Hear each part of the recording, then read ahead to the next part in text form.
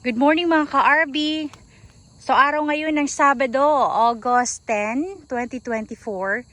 At dahil 20 days na itong saging ni Sir Do after transplanting, mag-a-apply po siya ng abono ngayon. Ang kanyang i-apply na abono is, ano po yung good morning Sir Do? Good morning. Yes, dahil 1846. okay, so Kuan lang ni siya. ito po yung 1846 mga ka-RB. Anong brand nito Sir Do? Kuan ni Atlas. Atlas? Atlas magagamit na akong kuan gyud. Okay. So ito, gaano po kadami ilalagay natin dyan sa may puno natin? Kunti lang Ganito lang Ito lang Ay, oo. Ganyan. Sa puno talaga ang mismo. purpose lang ni abono, pa-expand lang ni sa punuan. Dili tambok siya pero ang punuan importante padako. Nagbasal kasi si Sir Do ng ating RB Golden Green Foliar. So 18 ngayon, 18. Itong pinaka-first application talaga natin mga ka-RB is 1846. 1846. Ang punuan di ba dako? So isang sako, kasya na dito ano? Kasi na sa 3,000. 3,000 yung kabra. 3,000 na puno. Kasi na to kay malit man lang iligay Ito lang. Ganito lang Okay. So parang makatikim lang talaga siya ng abono mga ka-RB. Yung mga abono. So ang purpose nun, para lalaki yung kanyang puno. Ito. Sige, susundan natin ito Sir Do. Karon ang punuan akong pa-expand nun, okay lang ng dahon kay wala pa maning dahon ani, dagan pa kayo mabot nga dahon ani.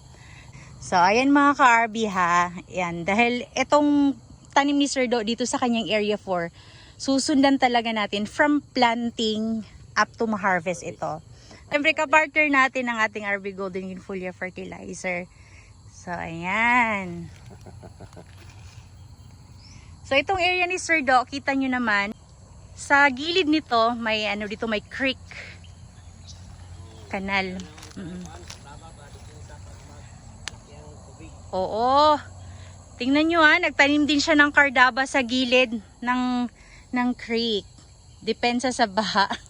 At the same time, aanid ni si Sir Do. Intercrop. Yan. Bang na patyan magain ng kadaba pero katanong kong kadaba. Oo. Gamit niya malungag, mabaligya. Oo. Ilang kilos cardaba rin Sir Do? 15. Oo. 10. Di ba? Ayan po mga ka-RB. So, abangan nyo po ang susunod namin na video ni Sir Do. Ayan na po Tissue po ito. So, wala muna yan. Tingnan lang natin ang mga development nito. Konti. Very konti lang talaga yung nilagay ni Sir Do. Isang kutsara Sir Do, no? Wala ra. Wala ra. Half. Kutsara, Isa kasako ko ni 3,000 gani. Okay. So, pwede nyo rin subukan mga ka-RB. So, kung may mga technique kayo, pwede nyo rin idagdag itong technique ni Sir Do para sa inyong mga saging. Okay? Kaya na to.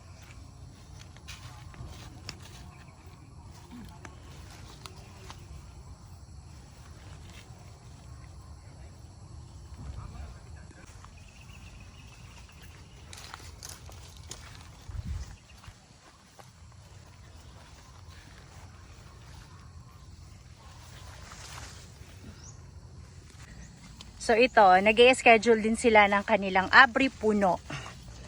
Ayan, abri puno. Nililinisan ang puno ng saging.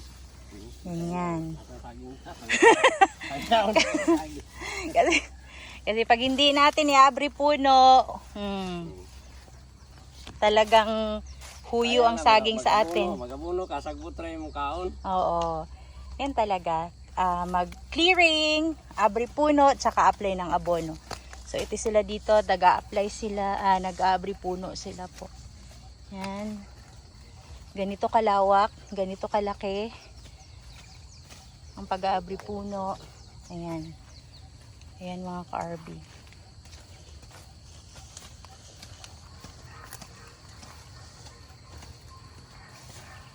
Yan. Hindi makita ang saging.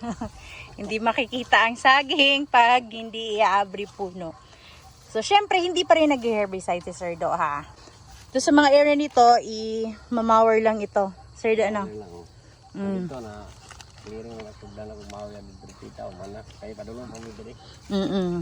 Kasi maraming nagtatanong, Sir Do, bakit daw kailangang mower? Dapat mas malinis daw po yung area. Malinis na malinis. So, in-explain na po ni Sir Do yan sa dating yung video na hindi dapat masobrang Ang linis. limpyo mo kayo kan para ni yuta yung matumban. Pag nana siya bakterya nga sakit, magtakod-takod na siya. Pero kung nasa sagbot, dili lang kamo. Maiwan lang yan. Dili Oh, lang yan. kamo tamak. O, syempre, nagdi-disinfect din po siya ng kanyang mga gamit. Porta po na siya, bugnaw po ng kuhan. Kaya napa man siya sagbot. Bugnaw Opo. niyang gamot. Oh, ayan. Sana po nasagot ang mga katanungan nyo kung bakit hindi talaga masyadong malinis ang area ni Sir Do. Yung talagang lupa na talaga yung nakikita. Nag-iwan po talaga siya ng mga damo. O minamower niya lang po talaga. Protection man siya sa kan. Gamot niya diri sa ilalom. Bugnaw ang iyang kuhan. Gamot.